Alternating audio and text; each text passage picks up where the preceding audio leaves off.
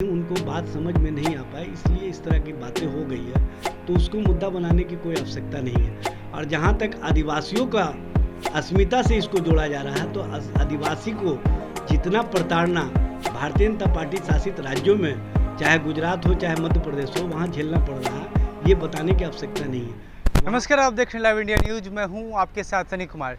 कांग्रेस सांसद अधीर रंजन चौधरी ने एक बयान दिया था जो कि काफ़ी विवादित था।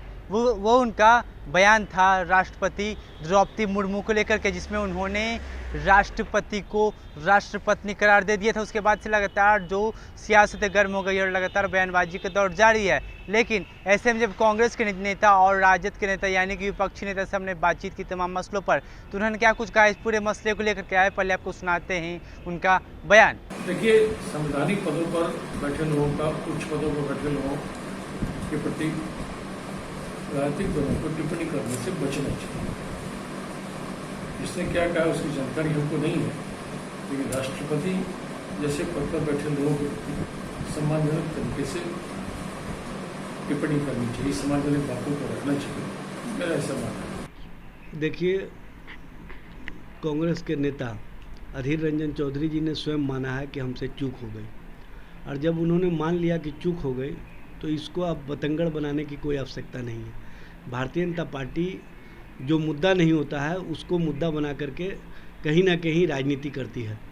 मैं भारतीय जनता पार्टी के नेताओं से पूछना चाहता हूं कि वो नितिन गडकरी जी के सवालों का जवाब क्यों नहीं दे रहे हैं। नितिन गडकरी ने कहा था कि महात्मा गांधी के समय में विकास की राजनीति होती थी, आज सिर्फ और सिर्फ सत्ता की राजनीति हो रही है, कुर्सी की राजनीति हो रही है। और इस तरह की राजनीति के बारे में उन्होंने स्पष्टता तो नहीं कहा, लेकिन कहीं ना कहीं इशारा नरेंद्र मोदी सरकार और अमित शाह के संबंध में कहा है।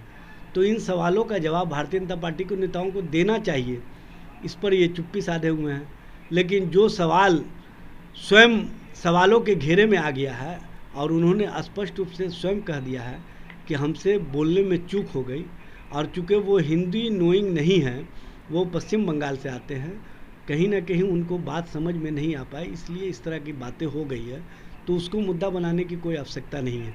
और जहाँ तक आदिवासियों का अस्मिता से इसको जोड़ा जा रहा है, तो आदिवासी को जितना प्रताड़ना भारतीय जनता पार्टी शासित राज्यों में, चाहे गुजरात हो चाहे मध्य प्रदेश हो, वहाँ झेलना पड़ रहा है, ये बताने की आवश्यकता नहीं है। वहाँ पर तरह तरह के उन पर FIR दर्ज किए गए हैं, उनको जेल की सलाखों में डाल दिया गया है, उन पर अन्य तरह के जो राष्ट्र विरोधी बातें हैं वो करके उनको जेल की सलाखों में जानबूझ करके रखा जा रहा है, जबकि उन पर कोई केस बनने का आधार नहीं है। तो इस तरह की राजनीति भारतीय जनता पार्टी करती रही है, आदिवासियों पर अन्याय की, आदिवासियों पर अत्याचार की, और उससे ध्यान भटकाने के लिए इस तरह के गैर ज़रूरी बातों को मुद्दा बना करके भारतीय जनता पार्टी राजनीति कर रही है। ये राजनीति बंद होनी चाहिए। इस तरह की राजनीति से देश में बढ़ती महंगाई, भ्रष्टाचार और देश में जो आज तरह तरह के सवाल हैं, रोज़गार के और अन्य तरह के सवाल, उन सवालों पर भारतीय जनता पार्टी घिर चुकी है। तो उन सवालों से बचने के लिए इस तरह के सवाल को खड़ा करके कहीं ना कहीं अपनी राजनीति कर रही है, और इस तरह की राजनीति को देश की जनता पसंद नहीं करती है। आपने सुना साफ तौर पे जो अधीर रंजन चौधरी का बयान है, उसको लेके कांग्रेस के विधान पार्षद प्रेमचंद मिश्रा बोलते हैं कि जो भी लोग संवैधानिक पद पे उन्हें कुछ भी ऐसा बोलने से बचना चाहिए।